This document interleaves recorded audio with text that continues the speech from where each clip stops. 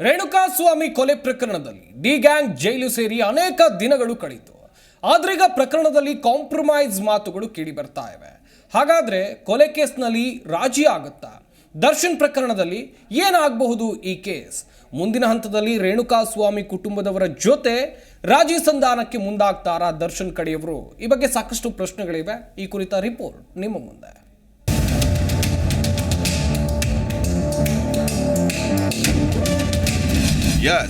ರೇಣುಕಾಸ್ವಾಮಿ ಕೊಲೆ ಪ್ರಕರಣದಲ್ಲಿ ಜೈಲು ಸೇರಿರುವ ನಟ ದರ್ಶನ್ ಅನ್ನ ರೇಣುಕಾಸ್ವಾಮಿ ಕುಟುಂಬ ಕ್ಷಮಿಸಿದ್ರೆ ದರ್ಶನ್ಗೆ ಜೈಲು ಶಿಕ್ಷೆ ತಪ್ಪುತ್ತಾ? ರೇಣುಕಾಸ್ವಾಮಿ ಕುಟುಂಬವನ್ನ ವಿಜಯಲಕ್ಷ್ಮಿ ಸಂಪರ್ಕ ಮಾಡಿದ್ರೆ ಇದು ಸಾಧ್ಯನಾ ಎಂಬ ಚರ್ಚೆಗಳು ದೊಡ್ಡ ಮಟ್ಟಕ್ಕೆ ನಡೆಯುತ್ತಿವೆ. ಮತ್ತೊಂದು ಕಡೆ ದೊಡ್ಡವರನ್ನ ಭೇಟಿ ಮಾಡಿದ್ರೆ ಈ ಕೇಸಲ್ಲಿ ಉಪಯೋಗ ಏನು? ಕೊಲೆ ಕೇಸಲ್ಲಿ ಕಾನೂನು ಏನ್ ಹೇಳುತ್ತೆ ಎಂಬುದನ್ನ ನಾವು ಹೇಳ್ತೀವಿ, ಕೇಳಿ.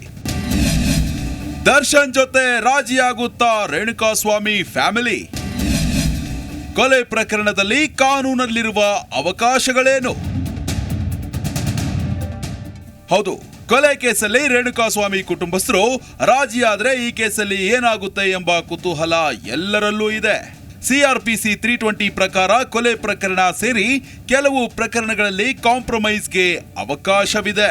ಭಾರತದಲ್ಲಿ ಕೆಲ ಸಂದರ್ಭಗಳಲ್ಲಿ ಕೊಲೆ ಕೇಸಲ್ಲಿ ಕಾಂಪ್ರಮೈಸ್ಗೆ ಅವಕಾಶವನ್ನ ಕೊಡಲಾಗಿದೆ.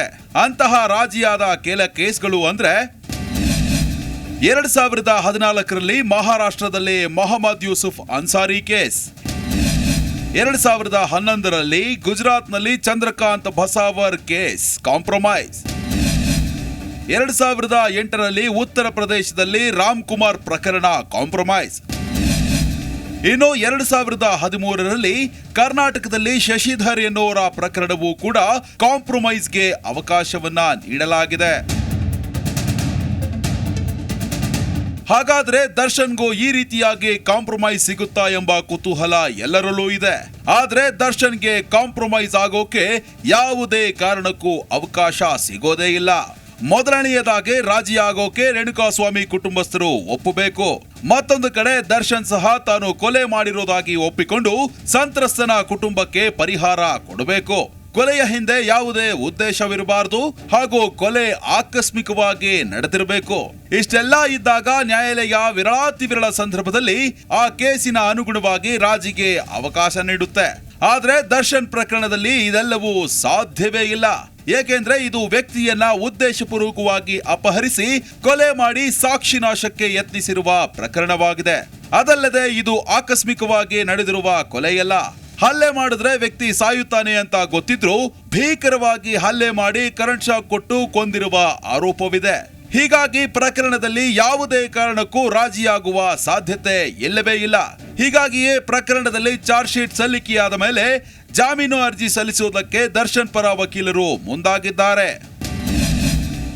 ಜೈಲಲ್ಲಿ ಮಾನಸಿಕವಾಗಿ ಕುಗ್ಗಿ ಹೋದ ದರ್ಶನ್. ಇನ್ನು ಪರಪ್ಪನ ಅಗ್ರಹಾರ ಜೈಲಲ್ಲಿ ಸೆರೆವಾಸದಲ್ಲಿರುವ ನಟ ದರ್ಶನ್ ಮತ್ತಷ್ಟು ಮಾನಸಿಕವಾಗಿ ಕುಗ್ಗಿ ಹೋಗಿದ್ದಾರೆ.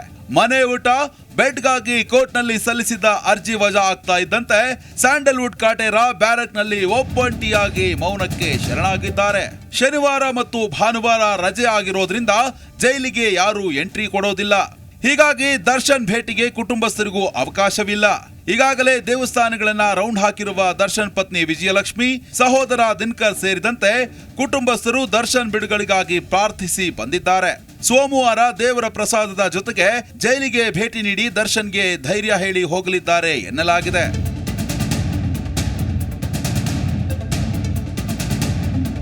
ಒಟ್ನಲ್ಲಿ ಉದ್ದೇಶಪೂರ್ವಕವಾಗಿ ನಡೆದ ಕೊಲೆಯಲ್ಲಿ ನಟ ದರ್ಶನ್ ಹಾಗೂ ಸಂಗಡಿಗರಿಗೆ ಕಾನೂನಿನ ಸಂಕಷ್ಟ ತಪ್ಪಿದ್ದಲ್ಲ. ಈತ ದರ್ಶನ್ ಬಿಡುಗಡೆಗಾಗಿ ಪತ್ನಿ ವಿಜಯಲಕ್ಷ್ಮಿ ದೇಗುಲ ಸುತ್ತಾಡಿದ್ರೆ ಆತ ಜೈಲಲ್ಲಿ ದರ್ಶನ್ ಒಬ್ಬಂಟಿಯಾಗಿ ಕಾಲ ಕಳೀತಾ ಇದ್ದಾರೆ. Vishwanath Harihar, Zee Kannada news, Bengaluru. Zee Kannada news ಈಗ ನಿಮ್ಮ ಮನೆಯಲ್ಲೇ ನೋಡಿ. ಎಲ್ಲ ಕೇಬಲ್ಗಳಲ್ಲಿ ಈಗ ಲಭ್ಯ.